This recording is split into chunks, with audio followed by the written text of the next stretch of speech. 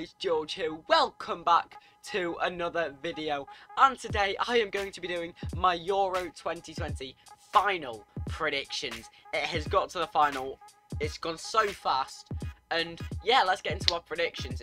Obviously, we know it is England versus Italy at Wembley on Sunday at 8 PM. Before we start the video, I'm not going to make this long, but thank you guys so much for the support on the predictions videos. The last one is on like 800 views, which is absolutely crazy. So thank you guys for that. But let's get straight into the predictions. So just a quick thing before we start the video, guys. Remember, these predictions are all light-hearted stuff. It's all my opinions and stuff. So yeah, everyone has the right to an opinion. It's all good fun. So in the comments, please don't have a go at me. That'd be nice. If your prediction is different to mine, also make sure you put your predictions in the comments as well on what you think is going to happen. And I'll pass over back to old George to tell you his predictions. So yeah, here we go. Italy versus England. It's our only match. Now, let's start by talking about Italy. Now, in the semi-finals, Italy, they were okay. I think Spain played them off a bit. I think Spain were maybe the better side. Italy defended okay, but they got through it. They got through it on penalties. They were very composed in that penalty shootout, which I think helped them. And you know, it's something that we can expect, that they're going to be composed during this final. They're not going to let it get the better of them, the occasion.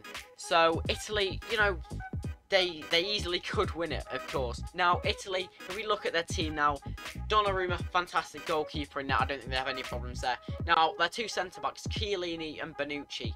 Now, they're veterans of the game. They're great defenders, but they turn like trucks. They're very, very slow. And with the pace that England have got, I mean, Sterling, look at what he did to Denmark. He could really exploit that. So there's potential there for England to exploit it with Italy's slow centre-backs. Now, Spinazzola, who's been fantastic at left-back for Italy, is obviously out for them, which I think is a big blow for them. It was for the semi-finals, and it is for the final. It's going to be a big blow for them because they haven't got their left-back, who was really in form, and Spinazzola was fantastic for Italy. But then we'll move on to Italy's attack. Now, in their attack, I mean, it's amazing, their attack. I mean, they've got Immobile, Insigne, Chiesa, culling that one in at Wembley in the semi-finals. What a strike. But yeah, Italy have got a very, very strong attack. Now, this is something that could really hurt England, but I don't think their attack is better than England's, or better than England's defence. So I think they might struggle there, but it's still nonetheless a very good attack, one that can score lots of goals. One player that I haven't seen score many goals, and I've been a bit disappointed with Immobile, but he's made for the big games, I think, Immobile, and I think he might score in this final. But we'll move on to England. So we'll look at goalkeeper Pickford. I mean, he's been superb throughout the tournament, apart from the semi-finals. Now, he looked a bit shaky. He gave the ball away quite a few times. Now, a bit dodgy from Pickford, but I think he'll be ready for the final. He always plays very well when he plays in an England shirt. Maybe not in an Everton shirt, but in an England shirt, he always plays very, very well. We'll move on to the defence. Now, Luke Shaw at left-back has been absolutely fantastic again throughout the tournament. However, against Denmark in that first half, he was not great at all. He looked a bit shaky, gave the ball away. Second half, I think he played better, but it wasn't one of his best games in the tournament. But I still think he will get back to his best for the final.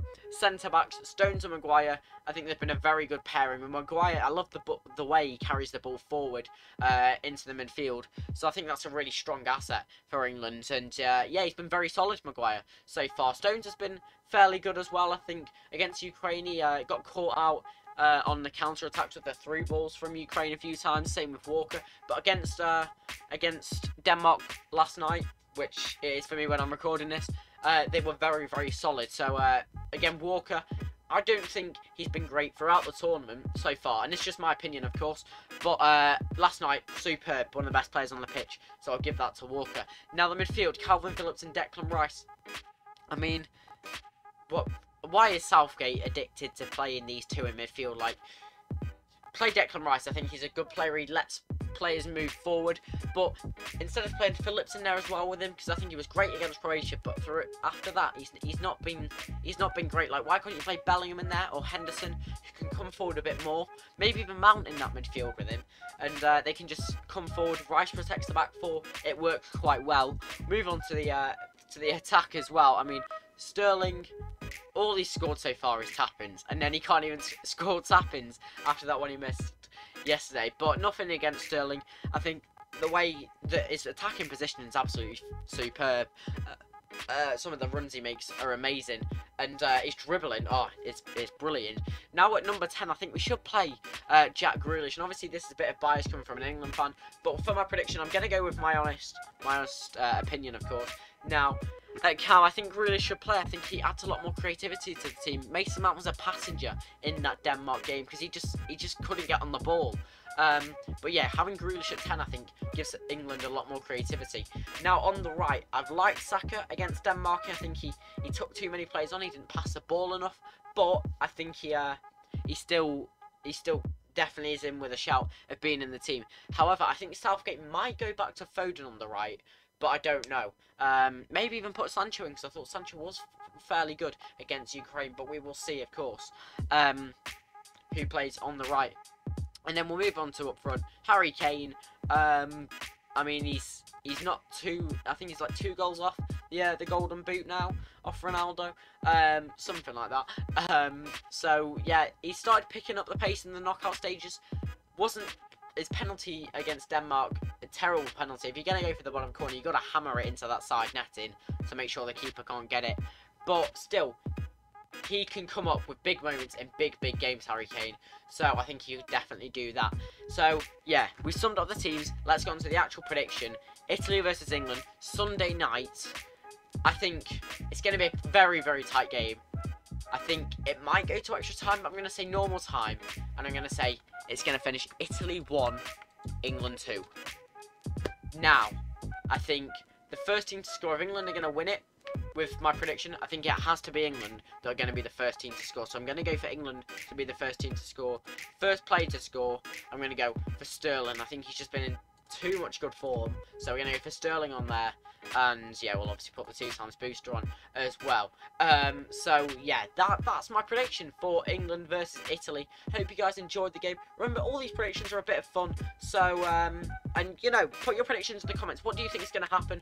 Remember, guys, be nice in the comments, of course. It's all light-hearted, good fun with the predictions. But yeah, guys, thank you so much for the support on the recent videos.